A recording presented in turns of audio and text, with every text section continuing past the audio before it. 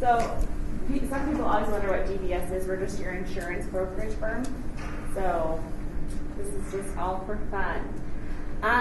So we're going to talk about some basic diet and nutrition today. These are the objectives that we're going to cover. We're going to start off by some nutrition myths, and then we're going to go into just basic nutrition 101. And then we'll look into what the perfect refrigerator looks like. We'll see how close your guys' fridges look to that. And then some ideas, things that you can bring to lunch, and then some healthy options for eating out. And you guys can ask questions throughout. I like it to be very vocal, and that's more fun if you guys just ask questions. And I have a little bit of a sore throat, so sorry if I lose my voice a little bit. So nutrition myth number 1. So you guys can shout out the answers, true or false. All carbohydrates are bad for you and contribute to weight gain. False. Good. So carbohydrates are actually the preferred source of energy for our brains. And we really need carbohydrates for activity. So we should all be active. We should exercise. It's really important that our bodies have carbohydrates for that fuel. They're essential for energy. It is true that too many simple carbohydrates can lead to weight gain. What are simple carbohydrates? Candy bars, soda, bread. What? Chips.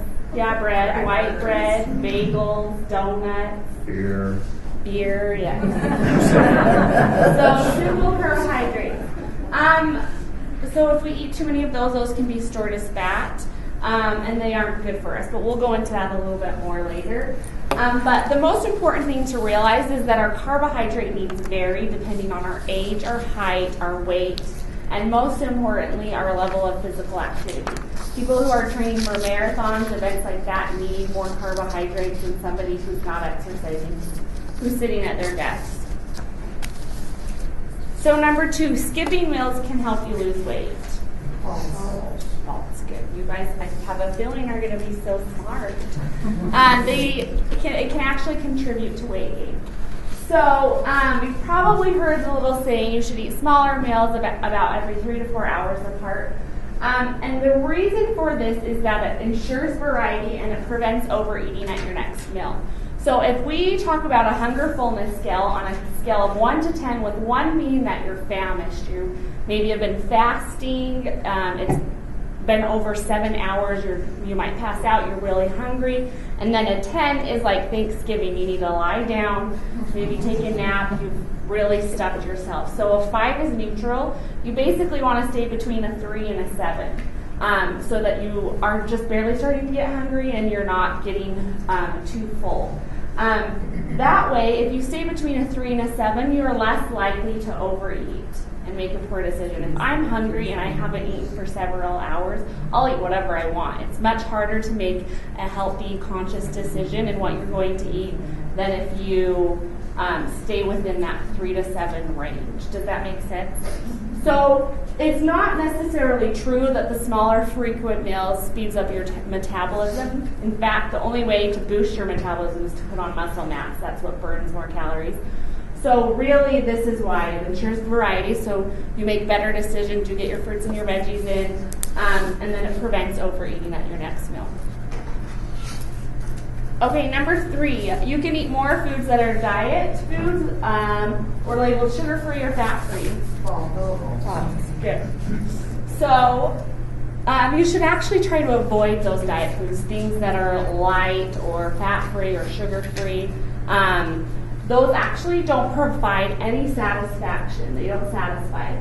And many fat-free foods are actually higher in calories than some of their low-fat foods. So let's look at yogurt, for example. If you go and you get like the Yoplait Lights or the Yoplait flavored yogurts, those will actually have more calories than a full-fat plain yogurt most of the time. So your best bet is to get a plain yogurt, add your own fruit in, or low-sugar granola, or you can even buy a tub of the flavored and a tub of the plain, and mix them together, and you're cutting your sugar in half.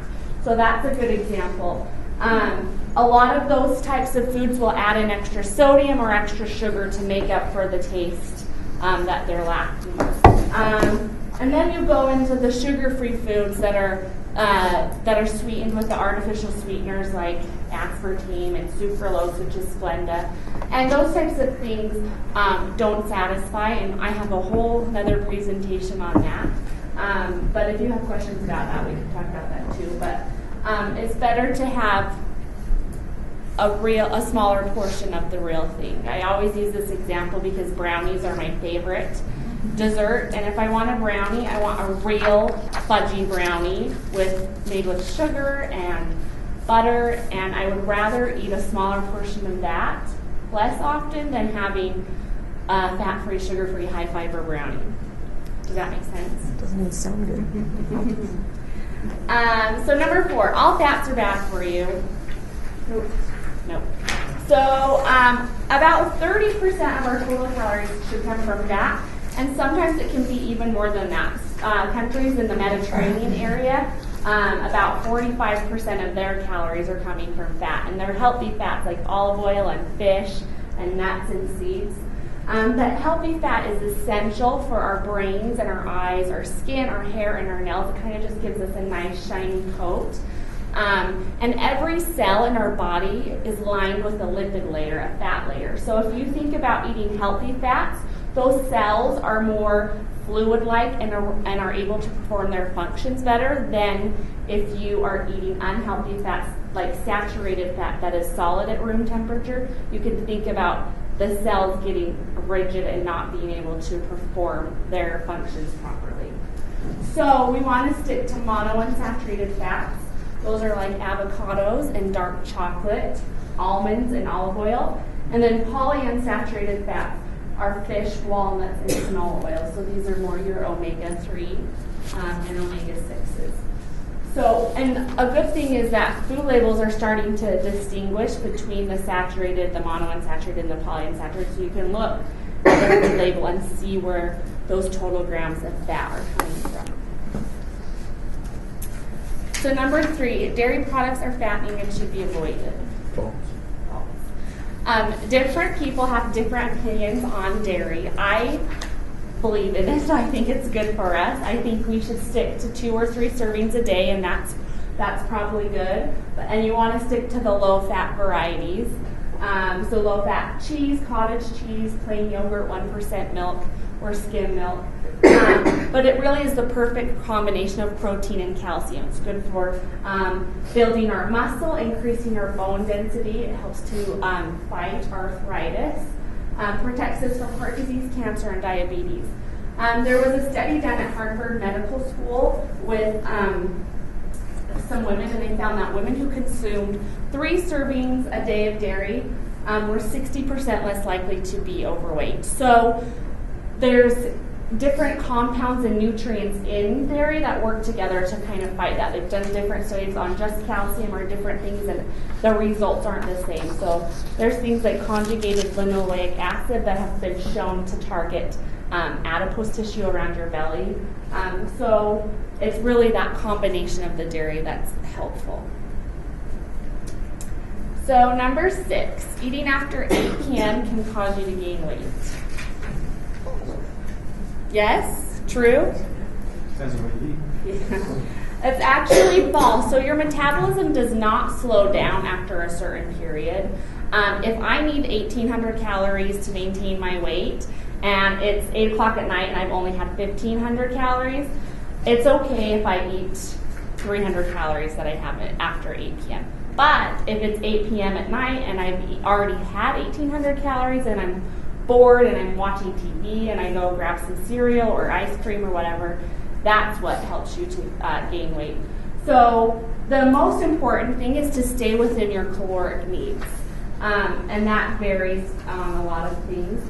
But if you do find yourself more munching at night and you maybe go throughout the whole day without eating and then later at night you eat more foods, that can kind of inhibit your metabolism, things like that. So it would be important to set up cutoff time, maybe after dinner or 7 o'clock or something like that.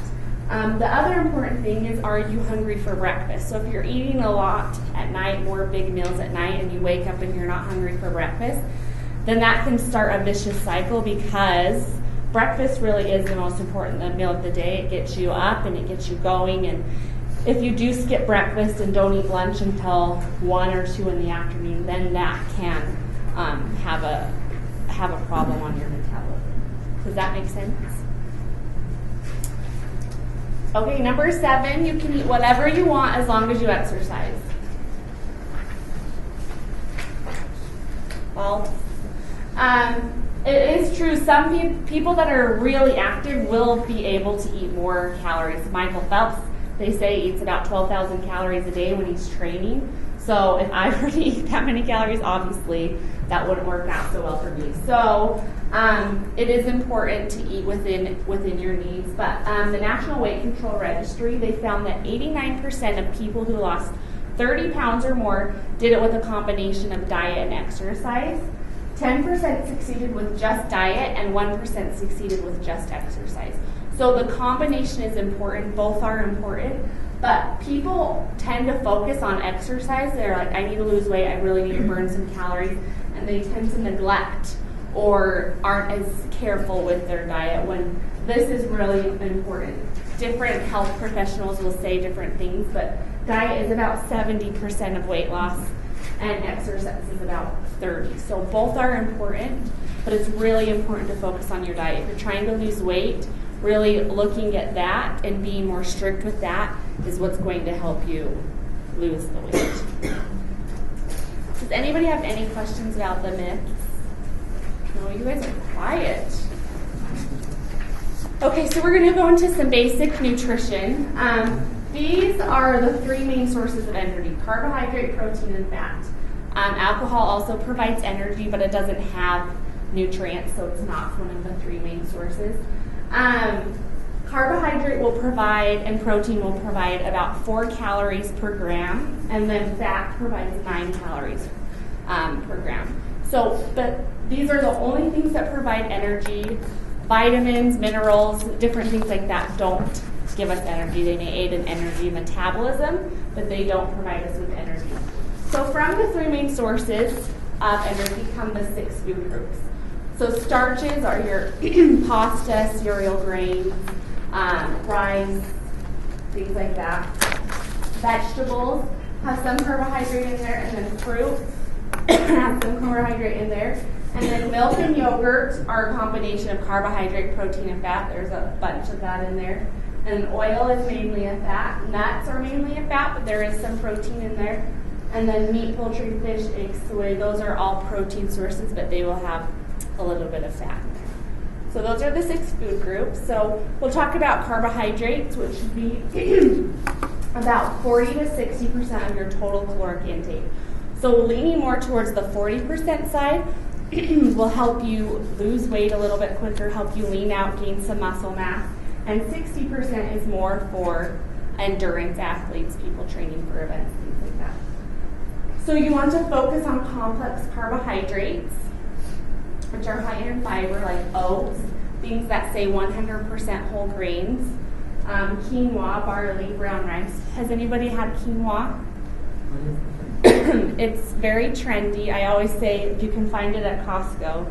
You know, it's a trendy thing, but a while ago nobody really knew what it was. But when you're looking at whole grain products, you want to look at the fiber and make sure there's about 3 grams of fiber per serving. What is quinoa? I don't know. Quinoa. It's an ancient grain or seed. It's really tiny. You can cook it like rice and make like a pilaf. But you'll see it everywhere. It's just in the pasta or the rice section at the grocery store. And you can do lots of things. You can eat it for breakfast, like instead of oatmeal, just to change things up. So simple carbohydrates are basically sugar. So a couple years ago, the American Heart Association came out with some specific sugar recommendations, and these were the first specific recommendations. Before that, it was just avoid or cut back or whatever. But there's been a lot of research on a link between excess sugar and heart disease because it raises your triglycerides. So men should consume no more than 9 teaspoons of added sugar per day. Women no more than 6 teaspoons of added sugar per day, and children no more than 3. So when you're reading the nutrition facts label, it's in grams. So there are 4 grams for 1 teaspoon. So for kids, that's 12 grams of added sugar per day. And added sugar is everything that's added. Sugar, honey, brown sugar, high fructose corn syrup, all those things. These are all the different types of sugar names, and there's a long, long list of those. Natural sugars that are found in fruit and milk, so lactose and fructose don't count towards the added sugar. Those are just natural. So to kind of give you an idea about this, 1 serving of Honey Nut Cheerios has 9 grams of added sugar in it. So for kids, if you gave that to your kids for breakfast, they're really close to going over.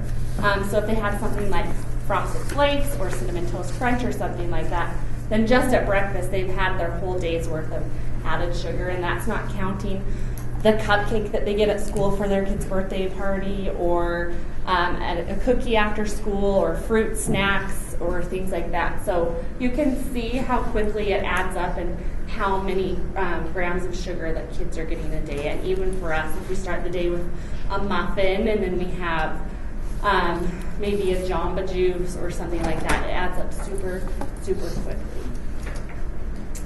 So protein should be about 20 to 35% of your total caloric intake, and that is lean ground beef, white meat turkey or chicken, flank steak, fish, and then always remembering your vegetarian sources, so beans, lentils, legumes, low-fat cottage cheese, nuts and seeds. And one of the neat things about protein is that it has a high thermic effect. So when we eat, it takes calories to burn and digest that food. Compared to fat and carbohydrate, protein has a higher thermic effect. So it takes more calories to burn and digest. So that's one of the reasons why there are diets out there like Atkins and South Beach and things like that. The higher protein diet can help you shed weight quicker. You just need to do it in a healthy way. So like we said earlier, fat should be about 30% of your total caloric intake. Saturated fat should be less than 10% of your total fat intake. So those are all animal products and tropical oils. And then we talked about the monounsaturated and polyunsaturated fats. And then trans fat is partially hydrogenated oil. So there's a little bit of a trick with the trans fat. If you get a package and you see that it says 0 grams of trans fat per serving, that doesn't mean it's true necessarily. So the FDA allows a 0.5 gram or less per serving in a container. So if you read the ingredients and you see partially hydrogenated oil in there, that product does have trans fat. It might not equal a 0.5 gram yet, but it could be close, it could be just under. And if the package has more than one, oh, thank you. There's nothing in it. I checked before I gave it to you. 0 of everything. 0. So if it has that in there, it might not have a 0.5 gram or yet, but it will if you have the container that says 2 or 3 servings per container and you eat that, then it can have partially hydrogenated oil. Also, the American Heart Association says that you should have no more than 2 grams of trans fat per day. So a 0.5 gram is already getting up there. Okay, so we're going to go into the perfect refrigerator. So my fridge doesn't always look like this, but this is ideal. This is perfect. So this is Ezekiel 4:9 bread, and it's made of sprouted grains and lentils, so it's higher in protein than some conventional bread. When you do buy bread, you want to look for 100% whole wheat or 100% whole grain, and that should be the first ingredient, because there are breads out there that say multi-grain, and then you look at the fiber and there's 1 gram of fiber. So multi-grain doesn't mean they're whole grains, it just means there's a bunch of different grains in there. And like I said, at least 3 grams of fiber per serving. So this is organic apple butter. 1 tablespoon has 4 grams of sugar, which is good, and it's not added sugar, it's just apples. And then it's a great alternative to high sugar jams and jellies. You can put on toast, you can put on pancakes or waffles. You can stir it into plain yogurt and give it some sweetness. This is Applegate Farms organic roasted turkey. It's lower in sodium and it doesn't have nitrites or nitrates, which are used to cure deli meats, and they have been shown to cause cancer. So you should try to avoid nitrates and nitrites. But there are different brands, like Boar's Head has a natural line that doesn't use that. So this I've only seen at Whole Foods, but you can, at the regular grocery store, there's usually an alternative. Wild salmon, this is one of the healthiest foods that you can eat. We know, everybody knows that it's high in omega-3s, but you should try to eat it 2 to 3 times a week. If you don't, which is really hard to do, you should take an omega-3 supplement that has at least 350 milligrams of DHA. So DHA is different than, that's what comes from marine life. The omega-3 that comes from walnuts and flaxseed is ALA, and our bodies have to convert the ALA to DHA, so it's less efficient. So to get the benefits of DHA, the best way to do it is through fish. And if you don't eat fish, through a supplement made from fish oil. 350 what? Milligrams Of? DHA. So kale, who has had kale and likes it? Good. Yeah, that's the cool thing to do these days, is to make chips out of it. But it's really high in vitamins A, C, and K. And it has a longer season, so you can enjoy it for a long time. And you can saute it in olive oil, add garlic, or you can make the chips. You just broil it in the oven. It's good in a soup if you put it in. Yes. Yes. But don't let it get too mushy. But yes. So just chop it out. You can take the rib part out right here, which is a little firm and bitter, but it's just a good alternative to different sides.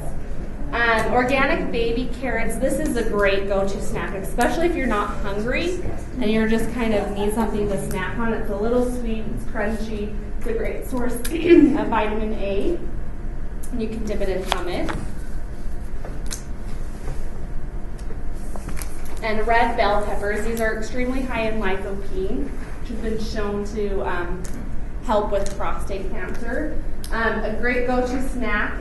If you don't like peppers raw, you can saute it with some onions and add it to tacos. It's a great way to incorporate it.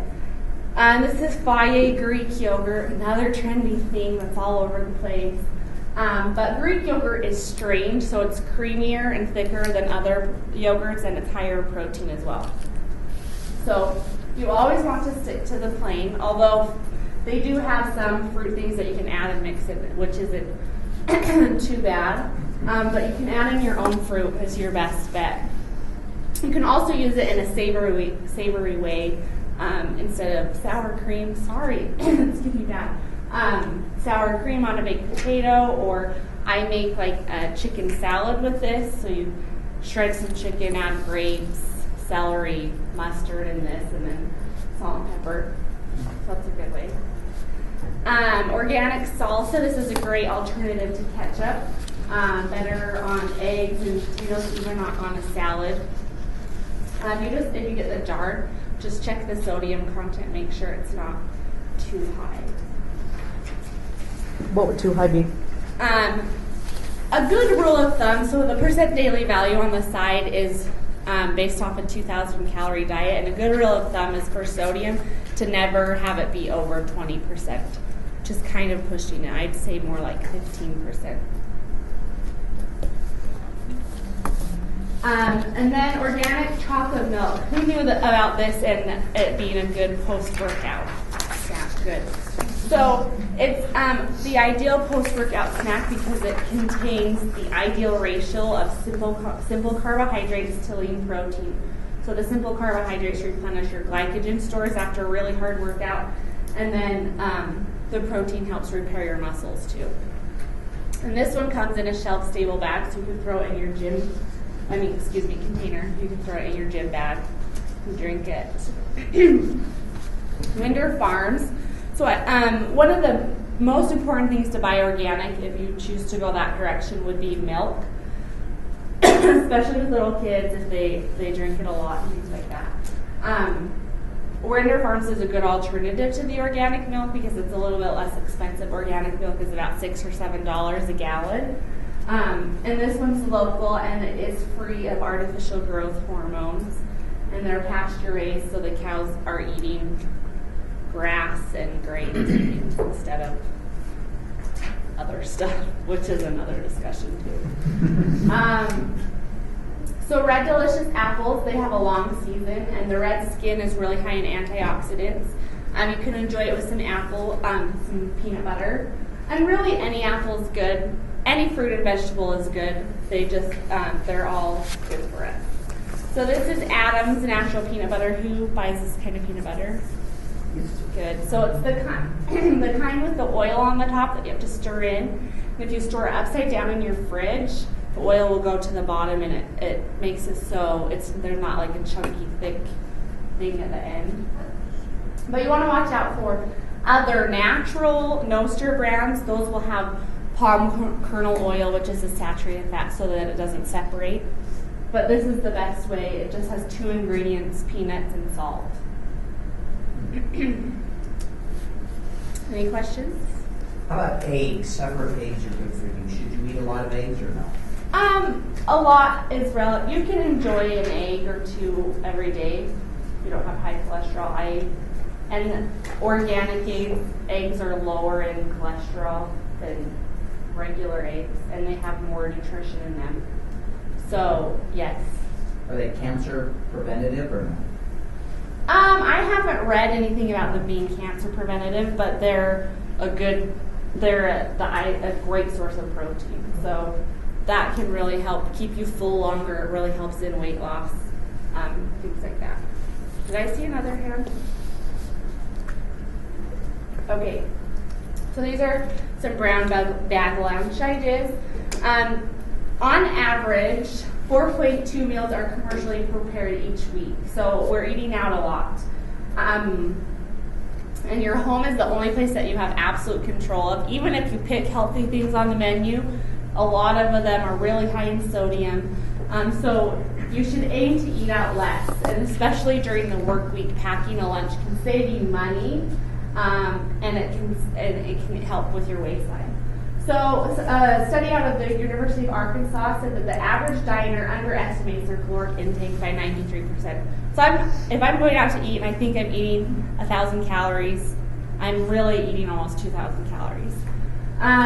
Obesity, in April 2009, they found that the average lunch diner purchased about 900 calories at lunchtime. So a good rule of thumb is to stick to around 500 calories at a meal.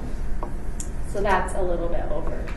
So these are some ideas that are different than just a peanut butter and honey sandwich or a turkey sandwich.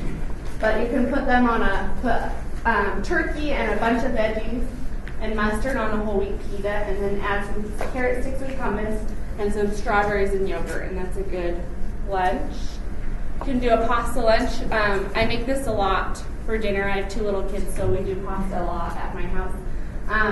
But you get whole wheat pasta. Even they have some quinoa pasta that we use a lot that's higher in protein. And you can add in some frozen veggies and some low sodium tomato sauce and grilled chicken or ground turkey. You make that for dinner the night before and take the leftovers to lunch the next day, and then add a piece of fruit. A salad lunch. Shredded chicken or shredded carrots, beans, cucumbers, just any of your favorite veggies. And if you like the creamy dressing, a good way to add protein without adding like mayo or things is to use cottage cheese. And then you can use olive oil, balsamic vinegar, and then add in whole wheat crackers and an apple. Are there better dressings for salads than others? Yes.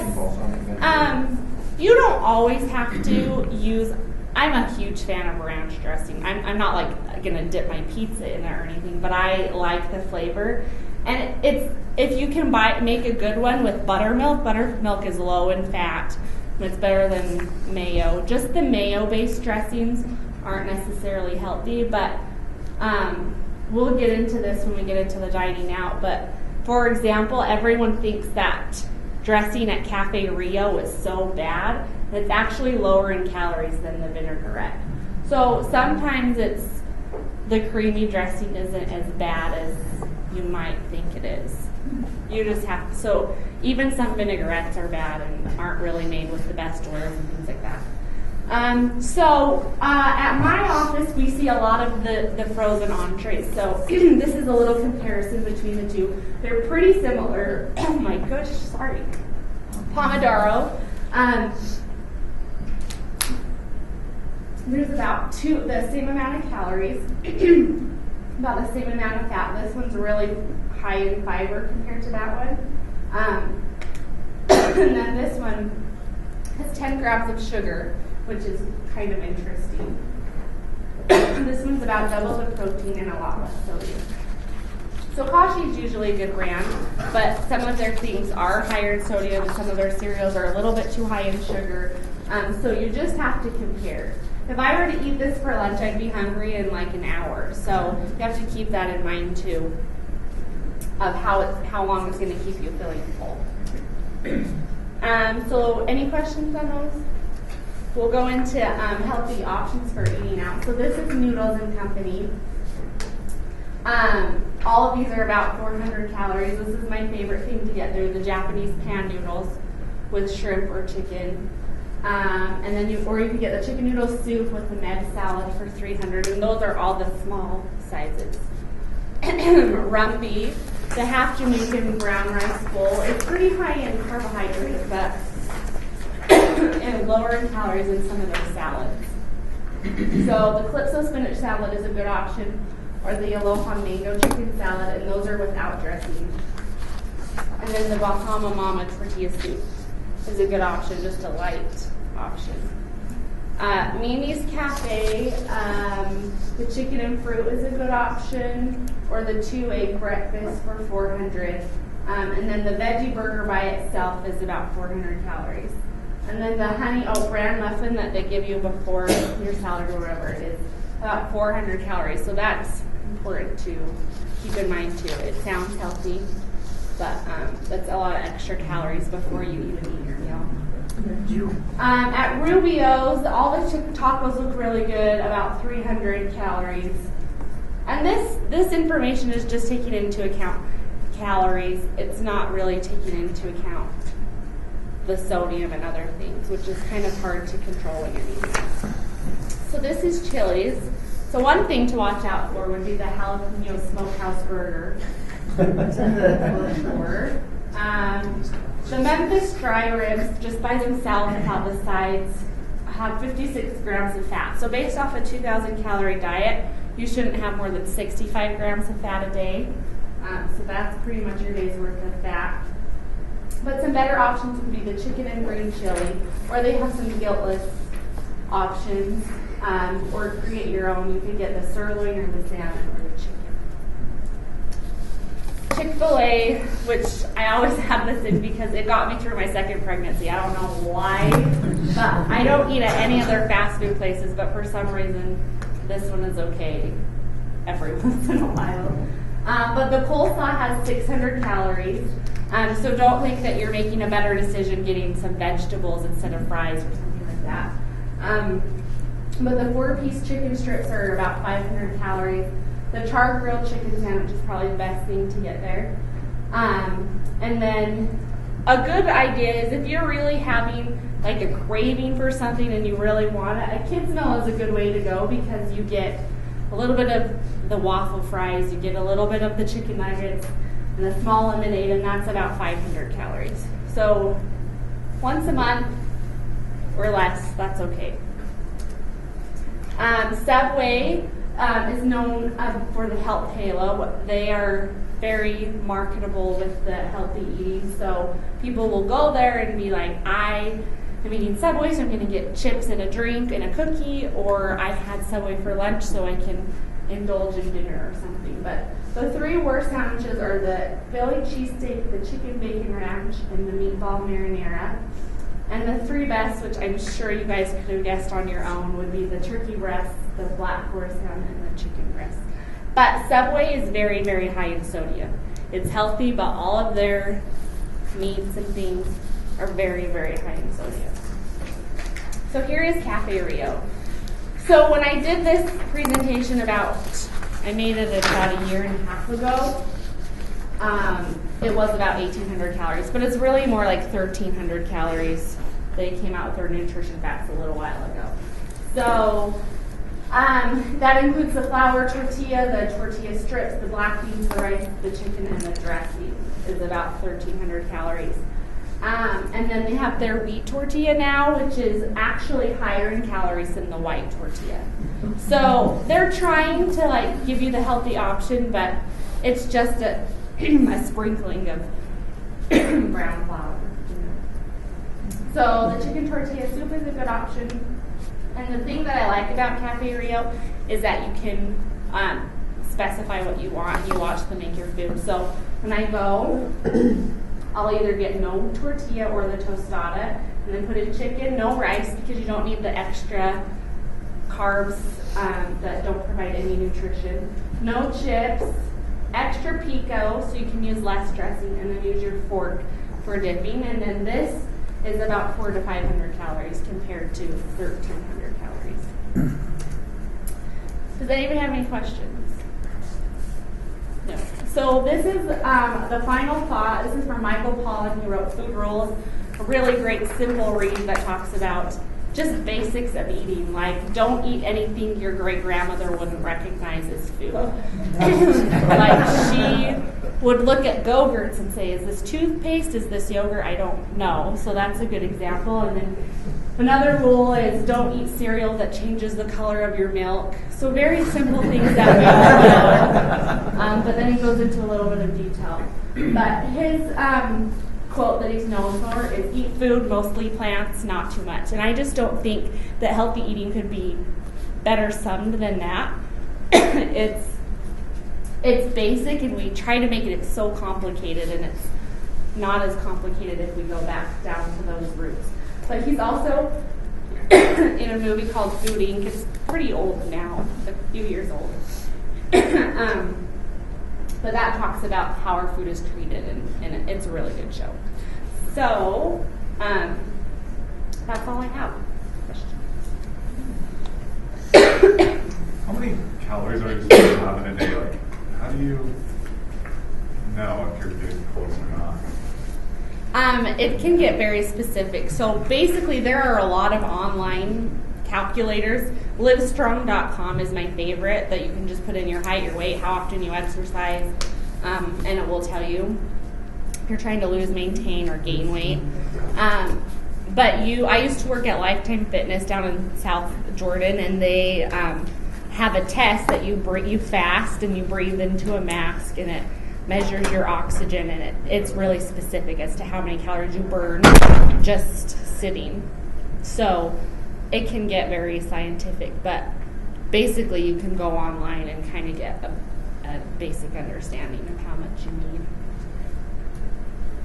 So along with the calories per day, you've talked about all these other sodium and carbohydrates and all this.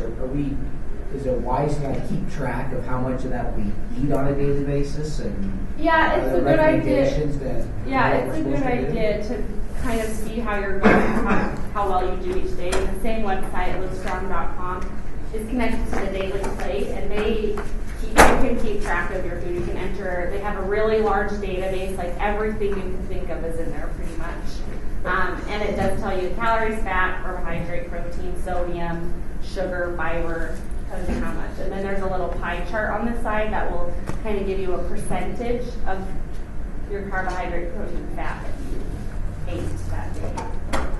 So that's a good website. A big red link to the bottom, so you're going to die soon or something like that. Just check it. Any other questions? Is this yours also? Oh yeah, so we just made that. It was sent out to all the clients, but just a Super Bowl handout. I'm not the fitness guru in the office, and that looks pretty intense. The workout that you're supposed to do before you watch it, and every time they score. But then there's some healthier recipes on that. So you can use that this weekend. And I'm sorry that my voice is. Which is the better oil to use? Olive or canola? They're both good. They both have different things. Olive oil is better as a dressing or something like that because it has a high smoke point. So you can't really cook it at a really high temperature. And baking is better for canola oil and things like that. So- I've seen an art or a news thing that they were showing about the importing of I can't remember if it was the olive oil or the canola. They were basically making it look like it was I think it was the olive oil, trying to make it look darker. I guess it's a darker oil. Oh, yeah, and because so you it's can the extra virgin olive oil, because when olives are pressed, that first pressing that has more of the particles in it is extra virgin, and then as it gets more refined, it's less good for you, right. or less. They were just talking about it's like $1 billion industry, and they're falsely trying to. Everything with everything that becomes really healthy, and everybody wants to be really healthy, so companies try and add fiber when it's not real fiber, and they try to add even the Greek yogurt trend that's come along. A lot of companies are making their own version of Greek yogurt, and it's not really the strained yogurt. They add in protein powder and they add in a thickening agent to make it thick like Greek yogurt. So you do, like for Greek yogurt, want to look at the ingredients and see if it's milk or if they have fillers and additives in there. And then I was going to say on the Caesar salad recipe, you could substitute the mayo. That's what I would do for Greek yogurt. And do like whole grain croutons instead of white. That would be even better. What's the best way to cook the salmon? I think it depends on just how you like it. You can make a little foil packet and bake it in the oven, or you can put it on the grill. I cook mine in the microwave. Oh, I've never cooked it in the microwave. Just put it on a plate and put lemon juice on it, or a little bit of olive oil if you want. Or not, you don't even really need it. Just cook it at like 50% in short spurts, like no more than a minute. It'll take you 2-3 minutes to cook it nice. Is the Atlantic salmon okay? I mean, the wild flavor, I don't like it, the wild salmon particularly. They have the Atlantic salmon, and we eat that a lot. Yeah, it will say it doesn't matter if Atlantic or wild. The wild is that it's caught from the ocean, and then you just want it. That's better than farm raised. If it says farm raised Atlantic salmon, that means that they were grown in a big tub, and there's a higher chance of mercury and PCBs and other contaminants in it than if you get it from the ocean. So wild is better. Any other questions? All right. Thank you. Thank you. I'll ask you a quick question on this. Salt. You know how sometimes they promote like sea salt or salt with 25% less sodium or something. And then I just saw in here kosher salt. I didn't know. Kosher is more, it's just more grainy than sea salt. Gram for gram, sea salt has just as much sodium as regular salt. It's just the crystals are bigger, so you can potentially use less. And sometimes they have a deeper flavor, so you can use less. So sea salt isn't necessarily healthier than just regular salt. It's another big marketing type thing. It's bigger crystals, so you can use less, basically. So, yeah.